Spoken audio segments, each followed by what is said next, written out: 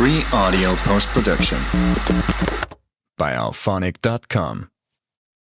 Welcome to Reflections on Gothic Fiction. This is episode 1. What is Gothic fiction and why do we love it?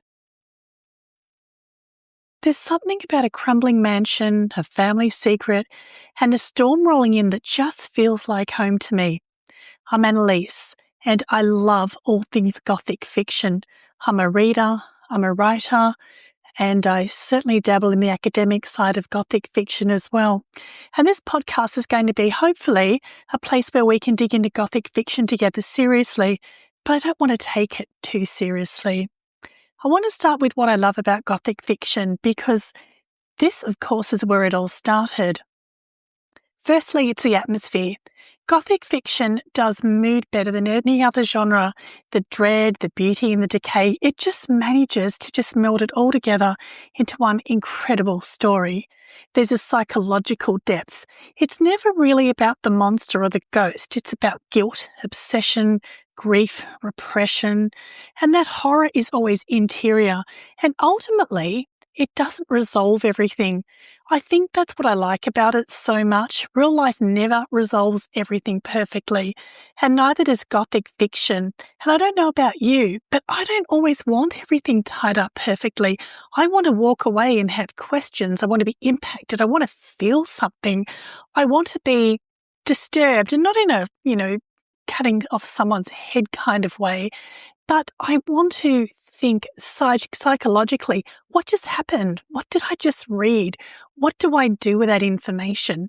And there's a certain honesty in Gothic fiction. It doesn't look away from the dark parts of human nature, whether it's family or place, history or trauma. It sits in discomfort and asks you to do exactly the same thing. And I think that's why it leaves you at times psychologically wounded. I mean, think of Mary Shelley's Frankenstein. That book had me sobbing for days. It was just so psychologically disturbing.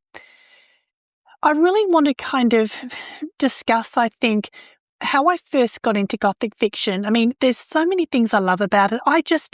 What I just listed off is nothing compared to the depths I've gone into Gothic fiction, whether it's reading or writing or studying it.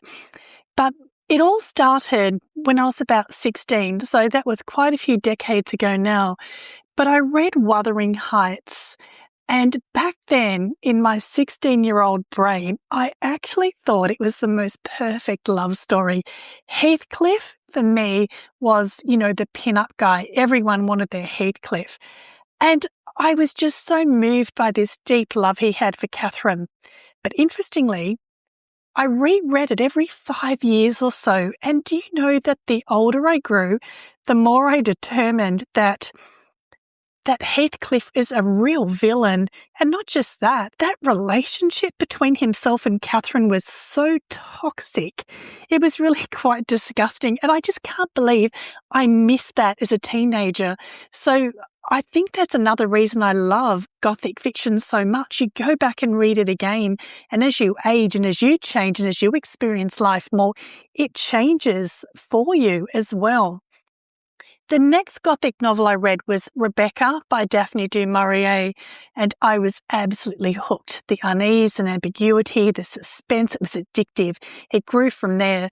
I've read almost everything, I think, by Daphne du Maurier, and then I got into Victoria Holt, which was more of that Gothic romance style, and, a lot more different from Wuthering Heights and Rebecca, but still that unease, and I just loved it. But, to understand why Gothic fiction even exists, it's really important to understand what it was pushing back against, because it didn't just appear out of nowhere. Like most things, Gothic fiction was a reaction. Now, the 18th century was the age of reason, the Enlightenment. Everything about it was logic, science, rationalism, the idea that human beings could figure out and explain everything if they just applied their minds to it. Now, I don't think that's a bad thing, but there's also something about being told that reason is the answer to all things that makes us as humans go, yeah, but what about darkness? What about things that can't be explained by science or logic or rationalism? What about those things? So Gothic fiction was essentially that impulse, just given a voice. place. When the world around you is insisting on order and clarity and rational thought, there's a hunger, which I think is almost rebellious, for that mysterious, irrational, the emotionally overwhelming, for those experiences that just don't resolve neatly, and for feelings that don't make sense. And I really believe that that's part of why Gothic as a genre has never really gone away. It's because that tension never goes away. Every era has its own version of, oh, we have the answers now, and Gothic is always there in the margins going, yeah, but do you really though? It's always been the literature of what gets left out of the official story, and that's why there are so many subgenres of the Gothic. But getting back to the history, when Horace Walpole sat down and invented this genre in England in 1764, he wasn't just writing a spooky castle story, he was cracking a door open for everything that rationalism was trying to keep out. So his book, The Castle of Otranto, which was written in 1764, it's widely considered the first Gothic novel. It had old castles and aristocratic decay and supernatural dread, all of those lovely things that make Gothic what it is. Ann Radcliffe, she then took the Gothic novel and she refined it. So she's the one who gave it that sense of sublime, the overwhelming landscape, where the environment feels alive and threatening. And then you have Matthew Lewis with The Monk, which went in a completely different, much darker direction. That one was more transgressive and more visceral. That one I could not put down. It is so dark, but so incredibly written.